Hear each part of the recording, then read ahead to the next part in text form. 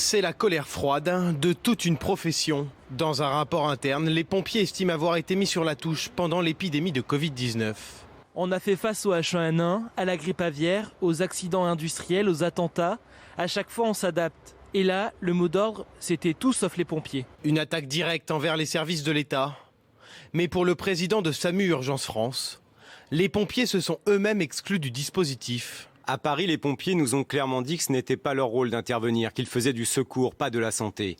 Ils se sont exclus eux-mêmes et nous nous sommes organisés en conséquence. Dans ce document, les critiques pleuvent. Les pompiers estiment également que la gestion de la crise a été confiée à de simples conseillers techniques et non des personnes préparées à gérer des situations d'urgence. Autre point d'attaque, les transferts de malades via les TGV médicalisés au plus fort de la crise sanitaire. Une simple opération de communication pour les pompiers.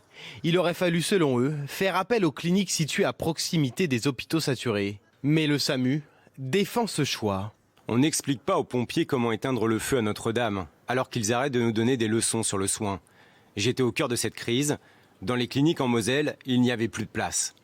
Dans ce rapport, remis dans les prochains jours au ministère de l'Intérieur, les pompiers demandent une chose, faire confiance aux acteurs de terrain et donc renforcer la collaboration entre l'État central et ses territoires.